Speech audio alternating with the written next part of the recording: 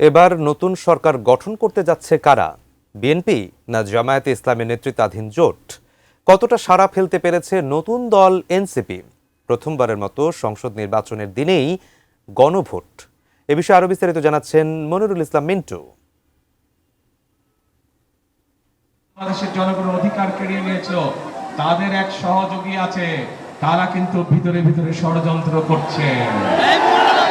বিএনপির সঙ্গে প্রথমবারের মতো মুখোমুখি ভোটযুদ্ধে তাদের দীর্ঘদিনের জোটসঙ্গী জামায়াতে ইসলামী বাংলাদেশ। প্রচার প্রচারণায় দুই দলই পাল্লা দিয়ে লড়েছে। এখন ভোটের লড়াই, আসনের হিসাব নিকাশ। রাজনীতির নাম দুর্নীতি নয়, রাজনীতির নাম মামলাবাজি নয়। বিএনপি 288 আসনে নিজেদের প্রার্থী দিয়েছে। এর মধ্যে অবশ্য অন্তত 10 জন নিজেদের দল বিলুপ্ত করে বা পদত্যাগ করে বিএনপিতে যোগ দিয়ে ধানের শীষের প্রার্থী হয়েছেন। বাকি 12টি আসনে জোটের শরিকরা নিজেদের প্রতীক নিয়েই লড়ছেন। অন্যদিকে প্রথম ধাপে ইসলামী আন্দোলন বাংলাদেশের জন্য 47টি আসন ফাঁকা রেখে নিজেদের জন্য 179টি আসন রেখেছিল জামায়াতে ইসলামী, কিন্তু শেষ পর্যন্ত সমঝোতা না হয় 11 দলীয় জোটে জামাত 224টি আসনে লড়ছে। এনসিপি প্রতিদ্বন্দ্বিতা করছে 32টি এবং মামুনুল হকের বাংলাদেশ খেলাফত মজলিস 23টি আসনে। বাকি দলগুলোর নেতাদের এলাকাভিত্তিক হিসাবে ছাড় দেওয়া হয়। এই জোটে 6টি আসন উন্মুক্ত আছে। স্ট্রবেরি সুপার ডটেড ও ক্লাসিক ভ্যারিয়েন্টে সেন্সেশন জাগুক শিহরণ। অন্যদিকে ইসলামী আন্দোলন বাংলাদেশ 253টি এবং জাতীয় পার্টি 192টি আসনে তাদের প্রার্থী দিয়েছে।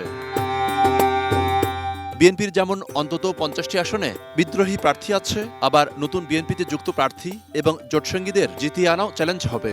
অবশ্য জামাত ইসলামীর বিদ্রোহী প্রার্থীর সমস্যা না থাকলেও জোট সঙ্গীদের জন্য ছেড়ে দেওয়া আসনগুলোতে প্রার্থীদের জিতিয়ে আনার চ্যালেঞ্জ অনেক।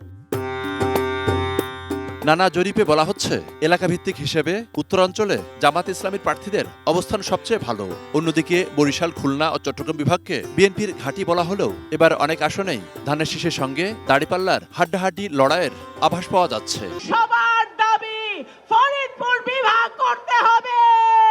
অবশ্য আওয়ামী লীগের ঘাঁটি হিসেবে পরিচিত ফরিদপুর অঞ্চলে এবার বিএনপি সুযোগ ভালো। তবে সারা দেশেই আলোচনা আওয়ামী লীগ সমর্থক ভোটাররা কত ভাগ ভোটকেন্দ্রে যাবেন এবং কোন মার্কায় বেশি ভোট দিবেন। ভোটের ফলাফল ঘোষণার আগ পর্যন্ত চলতেই থাকবে আসন ভিত্তিক এবং জয় পরাজয়ের হিসাব নিকাশ আলোচনা। এক্ষেত্রে যে ব্যক্তি যে দল বা জোটকে সমর্থন করেন তিনি তার দলকেই এগিয়ে রাখার চেষ্টা করবেন। তবে অবাধ ও সুষ্ঠু ভোট হলে জনগণই তাদের ভবিষ্যৎ নির্ধারণের সুযোগ পাবে। তাই সবকিছুকে ছাপিয়ে বড় প্রশ্ন, কেমন ভোট হচ্ছে।